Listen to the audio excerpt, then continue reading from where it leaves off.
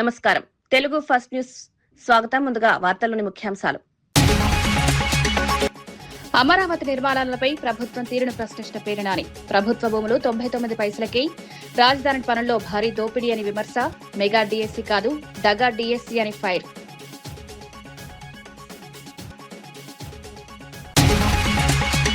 పవన్ కళ్యాణ్ పై విమర్శలు చేస్తున్న వారిపై సంపత్ నాయక్ ఆగ్రహం. దేశం ధర్మం కోసం పవన్ పోరాటం, వ్యక్తిగత జీవితాన్ని రాజకీయాలకు తేవడం సరికాదు, రాజకీయంగా ఎదుర్కోలేకే వ్యక్తిగత విమర్శలు చేస్తున్నారని ఆరోపణ.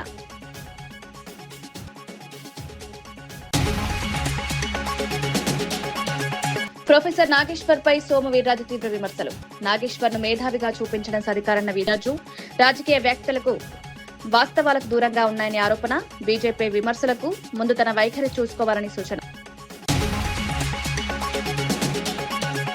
ప్రపంచవ్యాప్తంగా వేగంగా పెరుగుతున్న లివర్ క్యాన్సర్ కేసులు. ఫ్యాటీ లివర్, హైపటైటిస్ వైరస్లతో పెరుగుతున్న ప్రమాదం.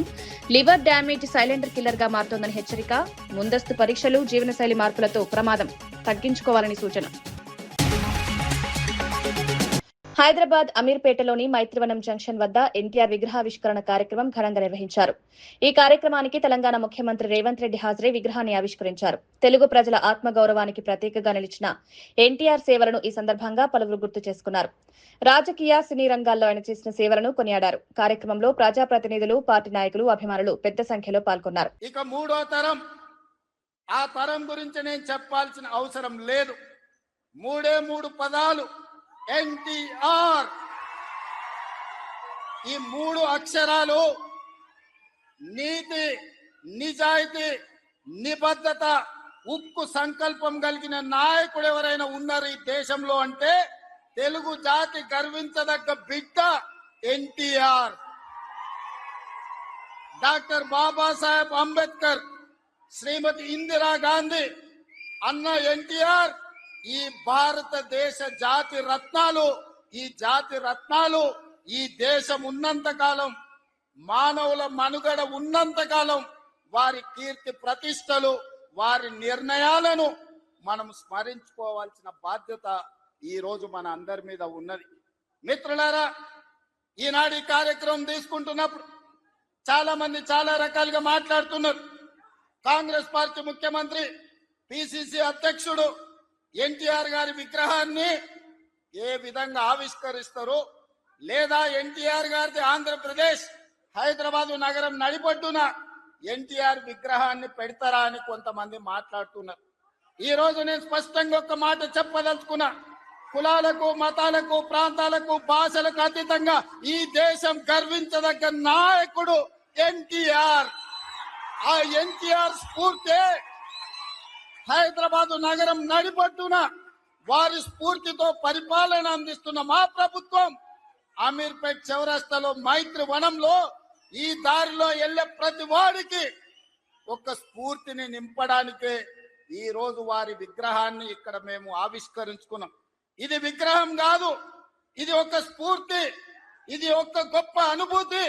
ఒక ముఖ్యమంత్రిగా ఎన్టీఆర్ విగ్రహాన్ని అమరావతి రాజధాని నిర్మాణ పనులు, మెగా డీఎస్సీ వ్యవహారంపై వైసీపీ నేత పేర్ని నాని తీవ్ర విమర్శలు చేశారు. అమరావతిలో ప్రభుత్వ భూములను 99 పైసలకే కేటాయిస్తూ కొందరికి లబ్ధి చేకూరుస్తున్నారని ఆరోపించారు.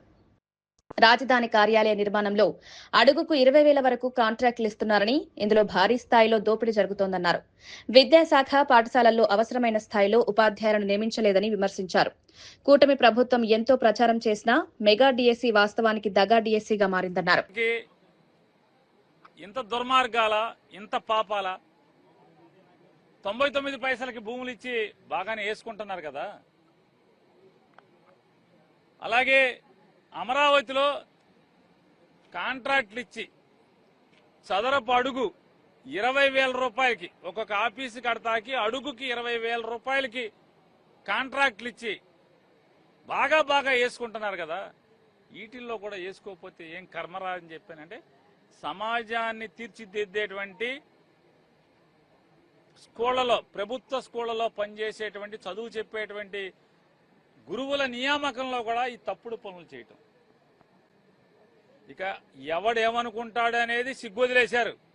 కనీసం పాపభీతి, అరే సమాజానికి నష్టం చేస్తున్నామే, ఈ బడిలోకి వచ్చినోడు మళ్ళీ 35 ఏళ్ళు 40 ఏళ్ళు ఈ గబ్బిలిన్ లాగా పట్టుకు ఏలాడతాడు కదా ఈ దుర్మార్గుడు. వచ్చినాడు తప్పుడు రూట్లో వచ్చినాడు, చిల్లర కొట్టి వచ్చినాడు. 30-40 ఏళ్ల పాటు ఆ స్కూల్లో గబ్బిలిన్ లాగా ఏలాడతాడు కదా. ఆ పిల్లల చదువు బతుకు పరిస్థితి ఏంటనేది ఇంగిత జ్ఞానం కూడా లేకుండా చంద్రబాబు నాయుడు గారి ప్రభుత్వం ఆయన కొడుకు నాయకత్వంలో ఎంత నీచాలు చేశారంటే 16,000 పైచిలకు టీచర్ పోస్టులు తీసాం. మెగా డిఎస్సీ అని చెప్పి ఎంత డగా డిఎస్సీ అంటే మెరిట్ లిస్ట్ ప్రకటించరు. నిజంగా ఇది అద్భుతంగా చేస్తే, పారదర్శకంగా చేస్తే ఈ 3,30,000 మంది రాశారు. 16,000 పోస్టులకి 3,30,000 మంది పోటీ పరీక్ష రాస్తే ఏం చేయాలి? మెరిట్ లిస్ట్ ఇవ్వాలా అక్కర్లేదా? ఎవరికి ఎన్ని మార్కులు వచ్చినాయి? 1వ ర్యాంక్ ఎవరికి, 3,30,000 ర్యాంక్ ఎవరికో ఇవ్వాల్సిన పని ఉందా లేదా? ఎవరంట మెరిట్ లిస్ట్ ఎవరంట బయటికి. ప్రొఫెసర్ నాగేశ్వర్ పై బీజేపీ ఎమ్మెల్సీ సోము వీర్రాజు తీవ్ర స్థాయిలో విమర్శలు చేశారు. నాగేశ్వర్ ను మేధావిగా చిత్రీకరించడం సరికాదని, కమ్యూనిజాన్ని కాపాడుకోలేని వ్యక్తి ఇప్పుడు ఇతరులకు బోధనలు చేయడం విచారకరమన్నారు. రాజకీయ అంశాలపై నాగేశ్వర్ చేస్తున్న వ్యాఖ్యలకు వాస్తవాలకు దూరంగా ఉన్నాయని ఆరోపించారు.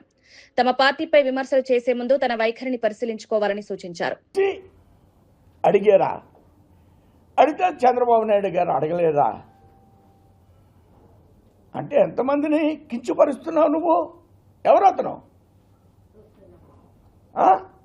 ప్రొఫెసర్ నాగేశ్వరరావు కాదు, కరుణుడు గట్టిన తీవ్రవాది, నక్సలైట్, బీజేపీకి వ్యతిరేకవాది, మేధావి కాదు. దేశంలో కమ్యూనిస్టు రక్తాన్ని తాగినటువంటి వ్యక్తి. నేను ఇవాళ చెప్తున్నా, అతను మేధావని ఎవరని అంటే మనకు సరైనటువంటి ఆలోచన లేదని మేధావిగా కోటేసుకున్నాడు అంతే. చాలామంది కోట్లు వేసుకుంటున్నారు, మన ఊళ్ళో కూడా కోట్లు వేసుకుంటారు. అలాంటి మేధావి అడిగే రైట్ ఏంటంటే నువ్వు కమ్యూనిజాన్ని స్వీకరించావు, ఇవాళ కమ్యూనిస్ట్ దమ్ము ఉందని కానీ అడుగుతున్నా, ఛాలెంజ్ చేస్తున్నా నేను. ఒక రాష్ట్రం ఉందా ఈ దేశంలో? అన్ని పోయిన తర్వాత ఇది స్వీకరించారంటే మేధావులు అయిపోయారు. పోయింది, కమ్యూనిజం అంతా సర్వనాశనం అయిపోయింది. ఇప్పుడు మేధావి అయిపోయాడు, టీవీలు పెట్టుకుని మాట్లాడుతున్నాడు. ఏంటి ఉపయోగం ఏంటి? నీ రాష్ట్రాలనే కాపాడుకోలేనోడు పోయి నువ్వు ఎవరికి ఉపన్యాసం చెప్తావయ్యా? నీ కమ్యూనిజాన్ని కాపాడుకోలేనోడి ఎవరికి ఉపన్యాసం చెప్తావు? దేనికి నీ మేధావితత్వాన్ని అడుగుతున్నాను నేను. ఎవరిని చూతులు గుచ్చుతావని అడుగుతున్నా. మా మీద వ్యతిరేకి మాట్లాడతాడంతే, దట్స్ ఆల్. నేను సుందరయ్య గారి ఇంటికి వెళ్ళాను, కాళ్ళకి నమస్కారం పెట్టాను. చాలా మంది ఇంటికి వెళ్తాం, చికెన్ తిని ఆయన ఇంటికి వెళ్తాం. ఒరే బాబు నువ్వు కమ్యూనిస్టు కాదు, నువ్వు క్యాపిటలిస్టు అని అడుగుతాను. కమ్యూనిస్టుల వాళ్ళు వెళ్తే తప్పేంది? కమ్యూనిస్టులతో స్నేహం చేస్తాం. ఆడ అపర మేధావులుగా మీలాంట్లో గుర్తింపు పొందారు కాబట్టి వెళ్తారు. ఆయనకి వెళ్ళి ఓ ఛాయ్ దాకా వస్తారు. ఒరే బాబు నువ్వు కమ్యూనిస్ట్గా ఉండకో, నువ్వు మారని లోపల చెప్పిపోతున్నావు, అది బయటికి చెప్పాలంటే.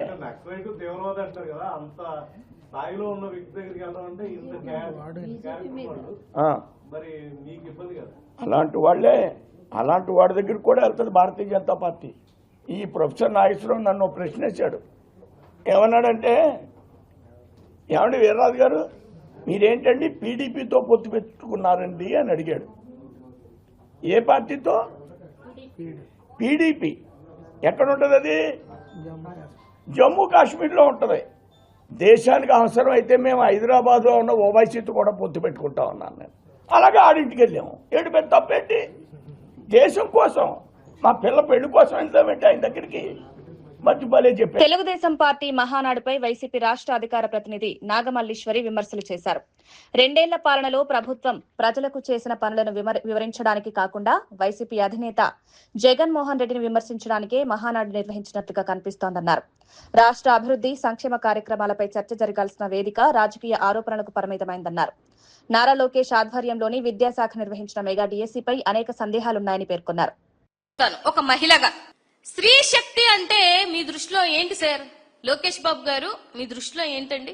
మీ మహానాడికి మహిళలు రావట్లేదని చెప్పేసి మీరు మంది ఇచ్చినా రావట్లేదు, బిర్యానీలు ఇచ్చినా రావట్లేదు, జనాలు రావట్లేదని చెప్పేసి కొన్ని ఏరియాలో ఎంత సిగ్గు చేయదంటే రికార్డింగ్లు కూడా పెట్టి పిలిపించుకుందామని. అంటే మీకు ఒక స్త్రీకి మీరు ఇచ్చినటువంటి విలువ ఏంటనేది, మీరు పెట్టినటువంటి రికార్డింగ్ డాన్సులను బట్టి అర్థమైపోతుంది కదండి, నాకు అర్థం అవ్వట్లేదు. ఒకసారి ఆలోచించాలి కదా. అంటే మీ స్త్రీ శక్తి ఎలా ఉంటదనంటే కనిపిస్తే ముద్దన్న పెట్టాలా లేకపోతే కడుపన్న చేయాలి, అది మీ దృష్టిలో స్త్రీ శక్తి. ఇంత దారుణమైనటువంటి పరిస్థితిలో ఉన్నారా? అసలు మీ ఆధ్వర్యంలో జరిగినటువంటి మహానాడు ఎందుకు పెట్టారు? చంద్రబాబు నాయుడు గారి క్రెడిబిలిటీని తగ్గించడానికే పెట్టినట్టు అనిపించింది నాకు. ఎందుకంటే అక్కడ జరిగినటువంటి మీ పర్ఫార్మెన్స్లు చూసి జగన్మోహన్ రెడ్డి గారికి కాదు భాస్కర్ అవార్డు ఇవ్వాల్సింది, మీ తండ్రి కొడుకులకి ఇవ్వాలా భాస్కర్ అవార్డు. కానీ ఇంకంతకన్నా బెటర్ అవార్డులు ఏమన్నా ఉంటే అంత పర్ఫార్మెన్స్ చేశారు. అంటే ఈ పర్ఫార్మెన్స్ ఏదో రాష్ట్ర ప్రజలకి చేసినటువంటి సంక్షేమం మీదో అభివృద్ధి మీదో లేదు, మేము రాబో తరాలకి ఇది చేయబోతున్నామని చెప్పినటువంటి విషయంలో చేసినుంటే చాలా బాగుండేది. నిన్న అనిత గారు అంటున్నారు పార్లమెంట్ లో 33% పెట్టినా పెట్టకపోయినా మా లోకేష్ బాబు గారి నాయకత్వంలో 2029లో మేము చేయబోతున్నాము అని అన్నారు. అనిత గారు, నేను ఒక మాట అడుగుతాను మిమ్మల్ని, అసలు మీకు హోంమంత్రి పదవి ఎలాగొచ్చిందో పోనీ అదంటే మీకు క్లారిటీ ఉందా? మీరు జీవితాంతం రుణపడి ఉండాల్సింది జగన్మోహన్ రెడ్డి గారికి, లోకేష్ బాబు గారికో చంద్రబాబు నాయుడు గారికో కాదు. ఎందుకంటే ఆయన ఒక దళిత మహిళకి హోంమంత్రి పదవి ఇవ్వడం మూలాన మీకు ఆ పదవి ఇవ్వడం జరిగింది. చర్చకు నేను సిద్ధం అని మాట్లాడుతున్నారు లోకేష్ బాబు గారు. ఓకే ఫైన్, దేని మీదైనా మీరిచ్చే సంక్షేమం మీద గాని, మీరు ఇప్పుడు వరకు తెచ్చినటువంటి అభివృద్ధి గాని, కంపెనీలు గాని, యువతకి ఇచ్చినటువంటి ఉద్యోగాలు గాని, మహిళలకు ఇచ్చినటువంటి భరోసాలు గాని, ఏ చర్చకైనా కూడా మీరు ఒక్కసారి ఎమ్మెల్యే కదా అయ్యారు. మా దగ్గర ఉన్నటువంటి ఎమ్మెల్యేలో ఒక ఎమ్మెల్యే వస్తారు, చాతనైతే వాళ్ళతో సమాధానం చెప్పండి, వాళ్ళతో చర్చల్లో కూర్చోండి మీరు. అదే విధంగా 3 సిలిండర్లు ఇస్తానన్నారు, ఇచ్చారా? అదే విధంగా తల్లికి వందనం అని చెప్పేసి ఇస్తామని చెప్పేసి 20 లక్షల దాకా కట్ చేసినటువంటి మహానుభావులు మీరు. మహిళల్ని మోసం చేసిన రైతుల పంట బీమా వ్యవహారంపై ఎంపీ వైఎస్ అవినాష్ రెడ్డి ప్రభుత్వాన్ని విమర్శించారు. వైసీపీ ప్రభుత్వ హయాంలో పంటల బీమా ప్రీమియంను రైతుల తరపున ప్రభుత్వమే చెల్లించేదని గుర్తు చేశారు. ప్రస్తుతం కూటమి ప్రభుత్వం వచ్చిన తర్వాత రైతులే ప్రీమియం చెల్లించాల్సి వస్తోందన్నారు. అరటి పంట వాతావరణ ఆధారిత బీమా పరిధిలో ఉన్నప్పటికీ వాతావరణ కేంద్రాలు సక్రమంగా పనిచేయకపోవడంతో రైతులు నష్టపోతున్నారన్నారు. ప్రీమియం చెల్లించినప్పటికీ అనేక మంది రైతులకు బీమా ప్రయోజనాలు అందడం లేదని ఆవేదన వ్యక్తం చేశారు. ఈ సమస్యకు బాధ్యులు ఎవరో గుర్తించి వెంటనే చర్యలు తీసుకోవాలని డిమాండ్ చేశారు. ఇక్కడ సమస్య ఎక్కడ వస్తా ఉందంటే, గతంలో 2025 జూన్ ముందు వరకు ఉచిత పంటల బీమా ఉండింది. ప్రభుత్వాలే ఫ్రీ క్రాప్ ఇన్సూరెన్స్ పథకం కింద రైతు వాటా బీమా కూడా ప్రీమియం కూడా ప్రభుత్వాలే చెల్లించేది. కానీ 25 జూన్ నుంచి రైతే తన కాంట్రిబ్యూషన్ ప్రీమియం ఏదైతే ఉందో, ఫార్మర్ కాంట్రిబ్యూషన్ ప్రీమియం ఏదైతే పంటల బీమా ప్రీమియం చెల్లించాలో అది రైతే చెల్లిస్తూ వస్తున్నాడు. సో రైతు బీమా ప్రీమియం చెల్లించినప్పటికీ కూడా ఇక్కడ పరిస్థితి చూస్తే అరటి పంటకు పంటల బీమా ఇవ్వాలంటే weather based crop insurance scheme కింద పంటల బీమా కవర్ అవుతా ఉంది. అరటి పంటకు సంబంధించిన పంటల బీమా కవర్ అవుతా ఉంది. ఈ weather based crop insurance scheme అనేది మండలంలో ఉన్న ఈ weather stations, automatic weather stations ఏవైతే ఉన్నాయో వాటిలో నమోదైన గాలి వేగాన్ని ప్రామాణికంగా తీసుకొని పంటల బీమా ఇవ్వాల్సిన పరిస్థితి. సో గాలి వేగాన్ని ప్రామాణికంగా తీసుకొని పంటల బీమా ఇవ్వాలి. పోనీ మొన్న డ్యామేజ్ అయిన టైంలో, మొన్న ఏదైతే పెనుగాలులు మొన్న రాత్రి వీచి ఇంత పెద్ద ఎత్తున మరి పంట 100 ఎకరాల్లో పంట ఏదైతే నష్టం జరిగిందో మొన్న రాత్రి వీసిన గాలులకు వేముల లింగాల మండలాల్లో, దీనికి సంబంధించి వెదర్ స్టేషన్లలో డేటా చెక్ చేస్తే, ఉదాహరణకు మీదిపెంట్లలో ఉన్నాం మనము, ఈ మీదిపెంట్ల రెవెన్యూ విలేజ్ మొత్తం కూడా వేముల వెదర్ స్టేషన్ కింద కవర్ అవుతా ఉంది. వేముల వెదర్ స్టేషన్ మీరు చూడొచ్చు, ఇక్కడ NA అని ఉందంటే నాట్ అప్లికబుల్, అంటే అసలు వెదర్ స్టేషనే పనిచేయడం లేదని అర్థం. వేరేజ్ ఇదే మండలంలో నల్లచెరువుపల్లిలో ఆటోమేటెడ్ వెదర్ స్టేషన్ ఉంది, అక్కడ 9.2 km/h వేగం రికార్డ్ అయింది. వేరేజ్ వేములకు వచ్చే కొద్దీ అసలు గాలి వేగమే నమోదు కాల. సో గాలి వేగం నమోదయ్యి 50 km/h గాలి ఉంటేనే పంటల బీమా చెల్లిస్తామని చెప్పి ప్రభుత్వము గైడ్ లైన్స్ లో పెట్టింది. పంటల బీమాకు సంబంధించిన సంస్థలు చెప్తా ఉన్నాయి. వేరాజ్ ఇక్కడ గాలి. హైదరాబాద్ సోమాజిగూడ ప్రెస్ క్లబ్ లో జనసేన నాయకుడు సంపత్ నాయక్ పాల్గొన్న కార్యక్రమంలో ఉద్రిక్త పరిస్థితులు నెలకొన్నాయి. మంగ్లీ మైక్రో ఫైనాన్స్ కేసుపై గతంలో మాట్లాడిన సంపత్ నాయక్ ఇప్పుడు ఎందుకు మౌనం పాటిస్తున్నారని జర్నలిస్టులు ప్రశ్నించారు. బాధితుల సమస్యలపై స్పందన ఎందుకు లేదని నిలదీశారు. ఈ వ్యవహారంలో డబ్బులు తీసుకుని వెనక్కి తగ్గారా అంటూ పలువురు మీడియా ప్రతినిధులు ప్రశ్నలు సంధించారు. బాధితులకు స్పష్టమైన సమాధానం చెప్పాలని డిమాండ్ చేశారు. అయితే అడిగిన ప్రశ్నలకు సరైన వివరణ ఇవ్వలేక సంపత్ నాయక్ అక్కడి నుంచి వెళ్లిపోయారని జర్నలిస్టులు తెలిపారు. లాయర్లను వాళ్ళు ఎవరైతే పెట్టుకుని ఇండివిజువల్ కేసులు పెట్టుకున్నాం. పాయింట్ నెంబర్ 1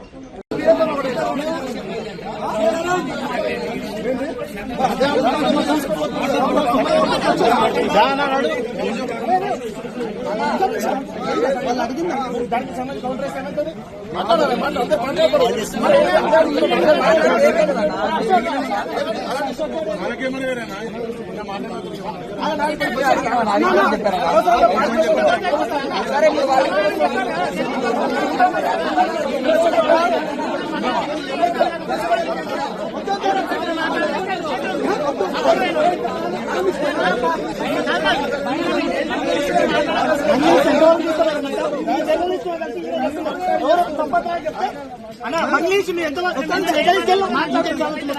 మీరు అడిగిన వాళ్ళను పనవేడి చెప్తారు, నిలబెడి చెప్తారు.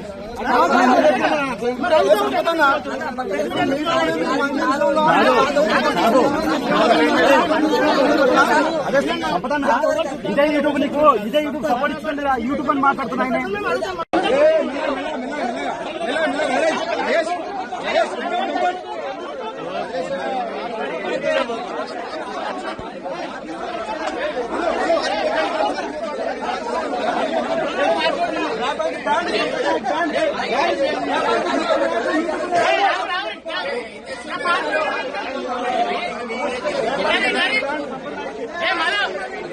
ములుగు జిల్లా ఏటూరు నాగారం మండల కేంద్రంలో మైనర్ బాలికపై లైంగిక దాడి జరిగి గర్భవతి అయిందన్న ఆరోపణలు సంచలనం సృష్టించాయి.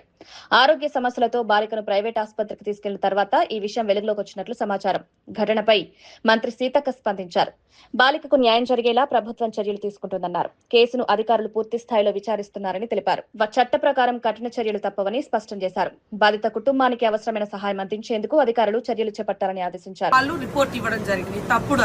ఈ అమ్మాయిల మీద ఇదేంది మరి దీని గురించి ఎందుకు మాట్లాడారు? అమ్మాయి తరపున పోయి కూర్చొని ఏం జరిగిందో ఇక్కడ వాళ్ళు మాట్లాడాలి కదా. బీఆర్ఎస్ నాయకులు మీరు ప్రతిపక్షమే కానీ ఊరుకు లీడర్లు కదా.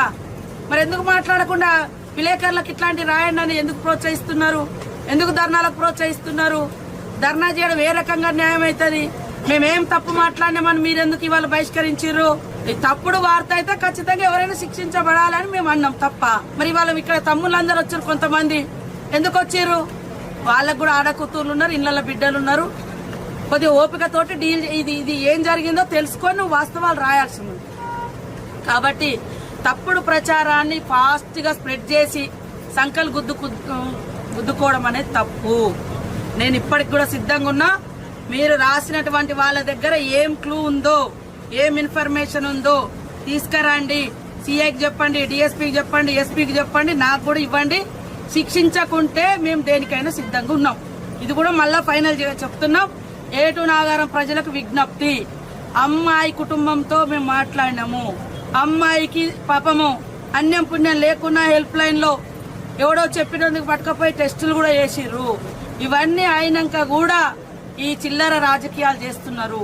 రేపు మీ ఏటూరు నాగారంలో మీ బిడ్డల మీద కూడా ఎలాంటి వార్తలు రాస్తారో అలాంటి వాళ్ళని క్షమించకండి అని ఈ సందర్భంగా కోరుతున్నాను. తెలంగాణ జనసేన నాయకుడు సంపత్ నాయక్ మీడియా సమావేశంలో పలు అంశాలపై స్పందించారు.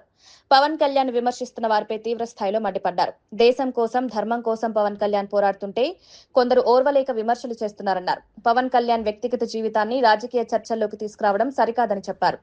ఆయన వివాహాల గురించి మాట్లాడే హక్కు ఎవరికీ లేదని స్పష్టం చేశారు. రాజకీయంగా ఎదుర్కోలేక వ్యక్తిగత విమర్శలకు దిగుతున్నారని ఆరోపించారు. మాట్లాడుతుంటే అవాకులు చవాకులు పేల్చడం మీ తప్ప. నిన్న మీడియా వాళ్ళు మీరందరూ ఉన్నారు కదా, వీళ్ళందరూ లెఫ్ట్ వింగ్ కాదా? తులసి చంద్ ఎప్పటికీ మాట్లాడదు. దాని తర్వాత నాగేశ్వరరావు ఎటువంటి బ్యావజాలు మీరు చూడండి అన్న.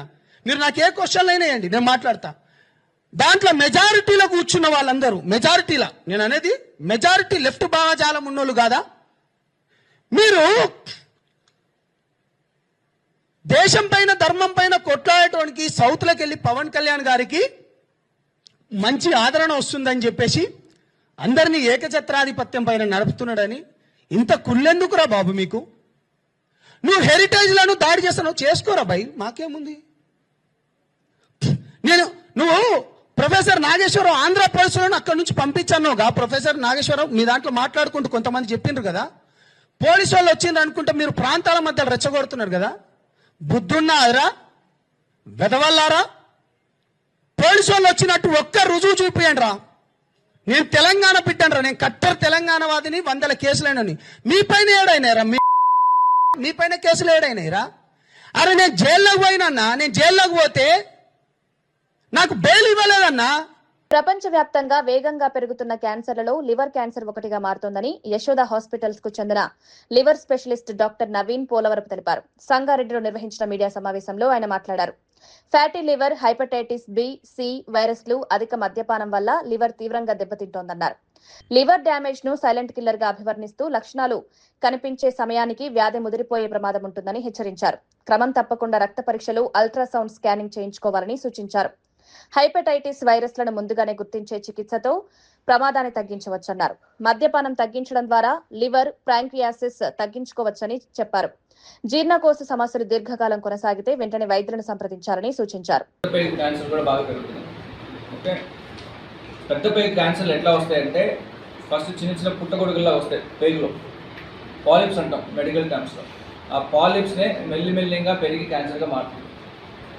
ఇది ఒక 15-20 సంవత్సరాల క్రితం ప్రపంచంలో పర్టికులర్లీ వెస్ట్రన్ కంట్రీస్లో లైక్ యూకే కానీ యూఎస్లో కానీ ఈ కోలాన్ క్యాన్సర్స్ నెంబర్ 1 క్యాన్సర్ ఉండేది ఇన్సిడెంట్స్లో. అంటే వచ్చే క్యాన్సర్లలో అన్నింటిలోకి మొదటి స్థానంలో ఉండేది కోలాన్ క్యాన్సర్. ఇప్పుడు ఈ కెమెరా పరీక్షలు చేయడంతో కొలనోస్కోపీ అంటాం.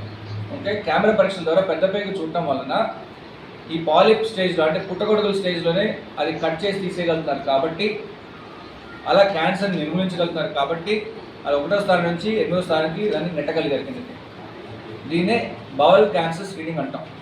అంటే పేగులో మనం పరీక్ష చేసుకుని ప్రతి ఒక్కరికి వెస్ట్రన్ కంట్రీస్లో అంటే మీరందరూ యూఎస్లో కానీ యూకేలో ఉన్నారనుకోండి, 45 ఏళ్ళు దాటిన ప్రతి ఒక్కరికి గవర్నమెంట్ నుంచి కొలనోస్కోపీ చేయించుకోమని పరిచయం వస్తుంది, లెటర్ వస్తుంది, చేయించుకోండి అని చెప్పి. కెమెరా పరీక్ష చేయించుకున్న వాళ్ళు అట్లాంటి వాళ్ళకి 100 మందిలో 10 మందికి పాలిప్లు కనిపించింది. ఒకరికి క్యాన్సర్, ఇంకా 10 మందికి పాలిప్స్. ఆ పాలిప్స్ ఆ పుట్టగొడుగులు తీసేసామనుకోండి, అలాగా 10 మందికి క్యాన్సర్ తొలగించేసినట్టే కదా మనం కదా.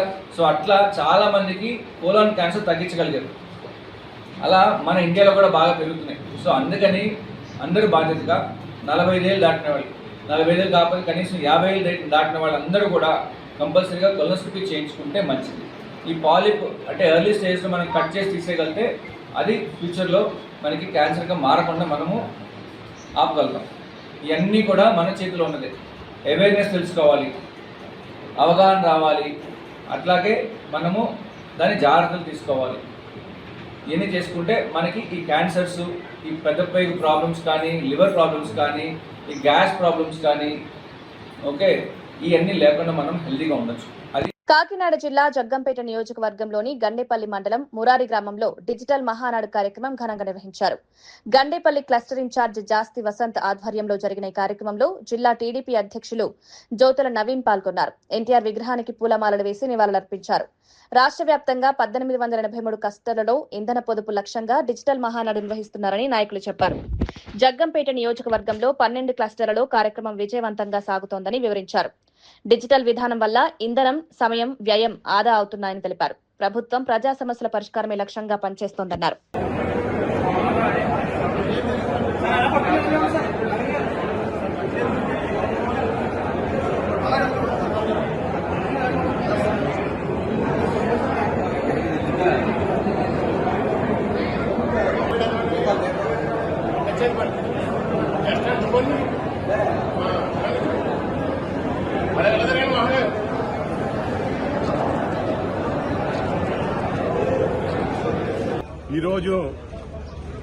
ఈరోజు జరగబోవు తెలుగు పండుగ తెలుగు వారందరికీ ఎంతో ఇష్టమైనటువంటి తెలుగుదేశం మహానాడు పండుగ ప్రధానమంత్రి గౌరవనీయులు నరేంద్ర మోదీ గారి పిలుపు మేరకు, గౌరవనీయులు జాతీయ అధ్యక్షులు చంద్రబాబు నాయుడు గారి పిలుపు మేరకు ఇంధన పొదుపులో భాగంగా ఏదైతే మనకి ఇంధన కొరత రాబోతుందనేటువంటి సూచనలు కనిపిస్తున్నాయో దాని గురించని ఇంధనాన్ని పొదుపు చేయాలనేటువంటి ఒక మంచి ఉద్దేశంతో మోడీ గారు, నారా చంద్రబాబు నాయుడు గారు పిలుపుతో ఈరోజు ఎప్పుడు కూడా ఏదో ఒక చోట రాష్ట్రంలో ఏదో ఒక చోట ఈ యొక్క కార్యక్రమం, తెలుగు పండుగ కార్యక్రమం, మహానాడు కార్యక్రమం ఎంతో అట్టహాసంగా జరిగేటువంటి పరిస్థితి ఉండేది. అయితే ఈసారి ఏదైతే ఈ ఇంధన పొదుపు ఉందో దాని గురించి ఈ పొదుపు చేద్దామనే ఒక మంచి ఉద్దేశంతో ఈ యొక్క కార్యక్రమాన్ని రద్దు చేసి యువ నాయకులు, మన జాతీయ వర్కింగ్ ప్రెసిడెంట్ అయినటువంటి మన నారా లోకేష్ గారు ఈ యొక్క క్లస్టర్ల వ్యవస్థకి ప్రాధాన్యత ఇస్తూ, క్లస్టర్ ఇన్ఛార్జీలకి ప్రాధాన్యతనిస్తూ వారి యొక్క నాయకత్వ లక్షణాలని గుర్తించడానికి ఈ యొక్క కార్యక్రమాన్ని, మహానాడు కార్యక్రమాన్ని వర్చువల్ గా ప్రతి క్లస్టర్లోనూ కూడా నిర్వహించాలని చెప్పి తెలియజేయడం, వారి యొక్క ఆదేశాలతో మన గౌరవ శాసనసభ్యులు మరియు పోలిట్ బ్యూరో సభ్యులు జ్యోతుల నెహ్రూ గారు మరియు మన తెలుగుదేశం పార్టీ జిల్లా అధ్యక్షులైనటువంటి జ్యోతుల నెహ్రూ నవీన్ గారు, వెంకట గాయత్రి సేవా ట్రస్ట్ ఆధ్వర్యంలో బ్రాహ్మణ వధూవరుల వివాహ పరిచయ కార్యక్రమాన్ని ఈ నెల 31వ తేదీన ఘనంగా నిర్వహించనున్నట్లు ట్రస్ట్ ప్రతినిధులు తెలిపారు. తిరుపతి ఆర్టీసీ బస్టాండ్ సమీపంలోని అంకాలమ్మ గుడి వద్ద ఉన్న ఎస్ఆర్ కన్వెన్షన్ హాల్లో ఆదివారం ఉదయం కార్యక్రమం ప్రారంభమవుతుందన్నారు. తిరుపతి ప్రెస్ క్లబ్ లో నిర్వహించిన మీడియా సమావేశంలో ట్రస్ట్ కార్యవర్గ సభ్యులు మాట్లాడారు. వివాహ సంబంధాల కోసం అన్వేషిస్తున్న బ్రాహ్మణ కుటుంబాలకు ఈ కార్యక్రమం మంచి వేదికగా ఉపయోగపడుతుందని తెలిపారు. మంచిదని ఇది అందరికీ అండి, కేవలం బ్రాహ్మణులే కాదు, అందరు కూడా. అయితే బ్రాహ్మణులుగా మేము 10 మందికి తెలియజేయాలనే ఉద్దేశంతో బ్రాహ్మణుల్లో వధువులు ఎవరైతే పెళ్లి కాని అమ్మాయిలు, అబ్బాయిలు ఉన్నారో వాళ్ళందరినీ కూర్చోబెట్టి 30వ తారీఖు అంటే శనివారం సాయంత్రం 4:30 గంటల నుంచి 8 గంటల దాకా శివపార్వతి కళ్యాణం నడుస్తున్నాం. పాల్గొన్న వారందరికీ కూడా ఆ రోజు రాత్రికి మరి ప్రసాద వితరణ ఉంటుంది. అలాగే 31వ తారీఖు మార్నింగ్ ఎర్లీ అవర్స్ 4:30 నుంచి ఉదయం 4:30 నుంచి 8:30 దాకా 60 సంవత్సరాలు నిండిన వాడికి షష్ఠి పూర్తి, 70 సంవత్సరాలు నిండిన వాడికి భీమల శాంతి, 80 సంవత్సరాలు నిండిన వాడికి సహస్ర చంద్ర దర్శన కార్యక్రమాన్ని 15 సంవత్సరాల నుంచి నిర్వహిస్తూ ఉన్నాం. అందరికీ ఆయుష్యోగం, గణపమైన వస్త్రాలు బహుకరించి స్వర్ణ మంగళధారణ కూడా చేస్తూ ఉన్నాం. ఇది దాతల యొక్క సహకారంతో 15 సంవత్సరాలు. ఇది కంచి స్వామి గారి ఆదేశానుసారం కార్యక్రమం చేస్తున్నాం. అలాగే అఖిల భారత స్థాయిలో 35వ వివాహ పరిచయం చేస్తున్నాం. తిరుపతిలో 26 సంవత్సరాల నుంచి నిర్విఘ్నంగా జరుగుతాం. అలాగే మరి మొన్నటిదాకా 15వ తారీఖు దాకా, మే 15వ తారీఖు దాకా ఉచితంగా ఎవరైతే రిజిస్టర్ చేసుకున్నారో వారి పేర్లన్నీ కూడా నమోదు చేసుకుని మరి 30వ తారీఖు